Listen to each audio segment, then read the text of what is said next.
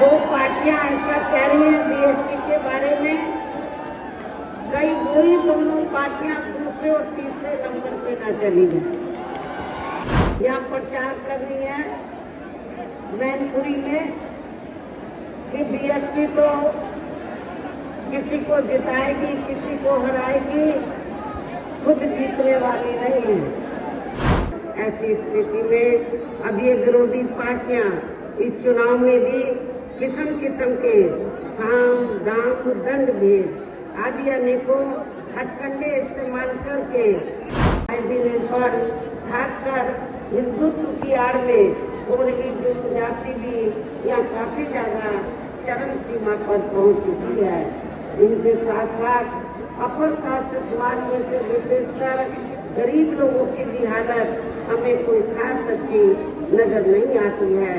इनकी गलत कृषि नीतियों के कारण किसान वर्ग भी आए दिन आंदोलित ही रहता है।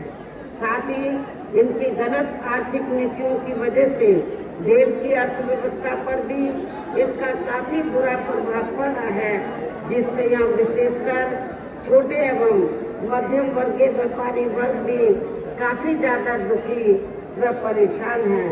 और अब केंद्र में पूर्व की रही सरकारों की तरह ही वर्तमान भाजपा सरकार में भी यहाँ पूरे देश में गरीबी, बेरोजगारी एवं महंगाई आदि भी लगातार काफी ज्यादा बढ़ रही है।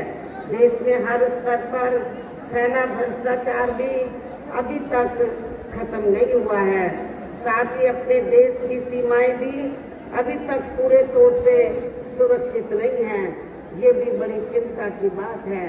ऐसे में अब आप लोगों को देश में हो रहे लोकसभा चुनाव में कांग्रेस, बीजेपी व इनकी सहयोगी पार्टियों को भी केंद्र की सत्ता में आने से जरूर रोकना है। जिनकी गलत नीतियों व गलत कार्य प्रणाली आदि को आप लोग काफी हद तक आजमा भी चुके हैं। ऐसी स्थिति में अब ये विरोधी पार्टियां इस चुनाव में भी किस्म किस्म के साम दाम दंड भेद आदि अनेकों हथकंडे इस्तेमाल करके केंद्र की सत्ता में आने की पूरी कोशिश में लगी हैं, जिनसे अपनी पार्टी के लोगों को हर स्तर पर काफी ज्यादा सावधान रहना है। और इस मामले में विरोधी पार्टियां अपने अपने पक्ष में हवा बनाने के लिए खासकर मीडिया, ओपिनियन पोल व सर्वे आदि का जो बड़े पैमाने पर इस्तेमाल कर रही है, तो उससे भी अपनी पार्टी के लोगों को बिल्कुल भी गुमराह नहीं होना है। इसके साथ ही विरोधी पार्टियों के विभिन्न रूपों में जारी किए गए इनके हवाई व प्रलोभन भरे चुनावी घोषणा पत्रों एवं वायदों आदि के बहकावे में भी अपनी पार्टी के लोगों को कतई भी नहीं आना है, जिन्हें ये पार्टियां चुनाव खत्म होने के बाद ज्यादातर अमल में नहीं लाती हैं। और अब जिन पर से देश की जनता का अधिकांश विश्वास ही उठ गया है। यही खास वजह है कि हमारी पार्टी किसी भी चुनाव में अपनी पार्टी का कोई भी चुनावी घोषणा पत्र आदि जारी नहीं करती है। वैसे भी हमारी पार्टी किसी भी मामले में कहने में बहुत कम बल्कि कार्य करके दिखाने में ही ज्यादा विश्वास रखती है। और इस बात का सबसे बड़ा सबूत ये है कि उत्तर प्रदेश में यहाँ प्रचार कर रही है मैनपुरी में कि बीएसपी तो किसी को जिताएगी, किसी को हराएगी, खुद जीतने वाली नहीं है। लेकिन उल्टा ही ना हो जाए।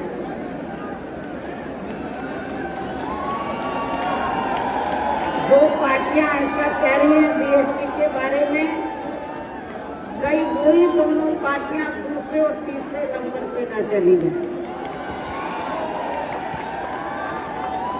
हालांकि आज यहाँ की इकट्ठा हुई अपार भीड़ व भीड़ के भी जबरदस्त जोश को भी देखकर अब मुझे भी ये काफी हद तक भरोसा हो गया है कि पिछली बार की तरह इस बार भी आप लोग अपने प्रदेश से या लोकसभा चुनाव में अपनी पार्टी का बेहतर रिजल्ट जरूर लाएंगे। और इसके लिए अब मैं आप लोगों का ध्यान को जरूरी बातों की तरफ दिलाना चाहती हूँ। और इस संबंध में विशेषकर मैं कांग्रेस, बीजेपी व इनके अन्य सभी सहयोगी दलों के बारे में ये कहना चाहूँगी कि आज़ादी के बाद शुरू में केंद्र व देश के काफ़ी राज्यों में भी ज़्यादातर सत्ता यहाँ कांग्रेस पार्टी के ही हाथों में केंद्रित रही, किंतु इनकी अधिकांश मामलों में रही गलत नीतियों एवं गलत कार्य प्रणाली आदि की वजह से ही फिर इस पार्टी को केंद्र में काफी राज्यों की भी सत्ता से बाहर होना पड़ा है तथा यही स्थिति इनकी सहयोगी पार्टियों की भी बनी रही है, जिसके कारण ही फिर पिछले कई वर्षों से बीजेपी व इनके सहयोगी दल केंद्र एवं काफी राज्यों की भी सत्ता में काबिज हो गए, लेकिन इनकी भी ज्यादातर रही यानी कि भारतीय जनता पार्टी की भी ज्यादातर रही जातिवादी, पूंजीवादी, संकीर्ण, सांप्रदायिक व द्वेषपूर्ण नीतियों एवं कार्य प्रणाली आदि से तथा इनकी कथनी व करनी में भी काफी अंतर होने की वजह से अब ऐसा लगता है इस बार ये पार्टी भी यानी कि भारतीय जनता पार्टी भी केंद्र की सत्ता में आसानी से वापस आने वाली नहीं।